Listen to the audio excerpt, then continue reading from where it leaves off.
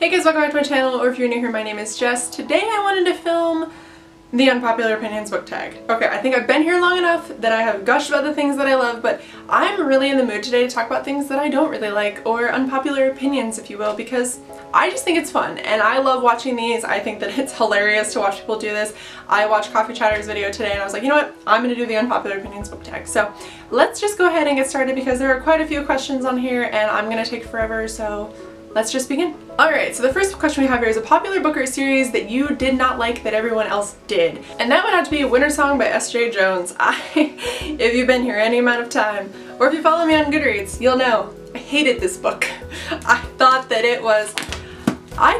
think the author is adorable, I think that she is funny, I like her writing style. However, I know, I am so sorry, I know, everybody really likes this, everybody is super hyped on it, but I just could not get into it. It was really beautifully written, which I really liked. However, it seemed like the author set out to write something hauntingly beautiful without much substance. There was a lot of running around, it was really hard to follow the characters, and it just didn't have a whole lot in it.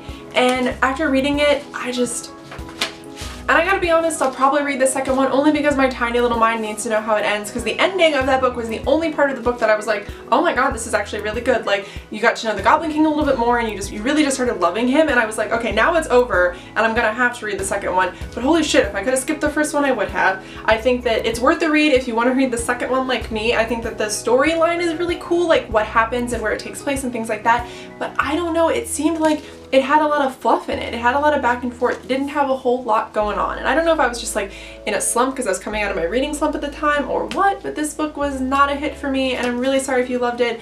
Like I said, I am gonna read the second one just because I have to know what happens now, but if I go into it and it's kind of the same thing, if it doesn't have a whole lot of consistency to it, I'm probably just gonna go ahead and skip the second one as well. So we'll see, but I'll probably still read the second one, but this one was awful. Alright, the next one is a popular book or series that everyone else seems to hate but you love. I don't really have books like that because mostly because one, I don't keep books that I don't like, and two, I don't really like books that other people don't really like. It tends to be the other way around, like I've said before. I guess you could kind of include the Miss Peregrine's books. I know some people that I follow don't really enjoy those. I definitely was a fan of like the first and the second one. The third one was kind of rushed, but I still did really like it, and I do recommend it to people. When I read the first book, it was like being transported back to Harry Potter. It gave me the same warm fuzzy feelings that I hadn't felt since I was really little. So that book for me is kind of nostalgic in a way. It just makes me feel a certain type of way. So I know people aren't big fans of that series, but I absolutely loved it. So I guess if any of them, I would say that, but I don't really own books that people don't like. Number 3 is a love triangle where the main character ended up with a person you did not want them to end up with, or an OTP that you don't like. I'm gonna go ahead and say Selena and Rowan.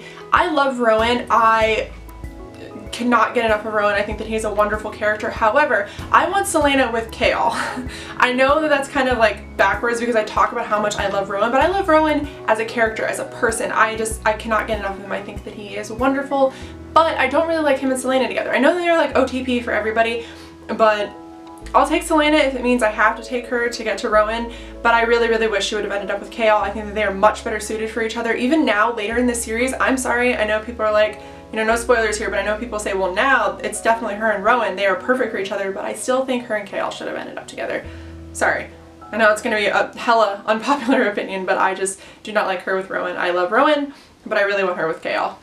Number 4 is a popular book genre that you hardly reach for. That would be contemporary. I don't really read contemporary. I've had a lot of things happen to me in my life. I've had a lot of life experiences. So when I read about just fluff, like kids just doing things and, you know, just high school and shit like that, like relationships, I just don't really like books like that. I like fantasy. I like things completely outside of the life that I live, completely different from the life that I live in. Contemporary is way too relatable. I'm not in high school anymore, and so contemporary for me, I can't really relate to it. I know a lot of people do, and I think that's wonderful. Sometimes I will read like a John Green book or, you know, a book like that just to kind of read something that I don't really need to focus a whole lot on, but I prefer fantasy, so I don't really go for contemporary at all.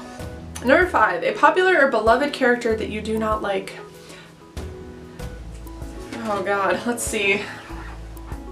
Oh, I know who. This is gonna upset people. I'm really sorry. I didn't like Kaz from Six of Crows. I thought I did when I started the book, but the further along into the book I got, I was like, because I just finished Six of Crows yesterday, the further along I got, I kept thinking, oh okay, he's gonna get better. You know, it was mildly enjoyable. I liked his sass. I kind of liked his little backstory, even though it's horrendous.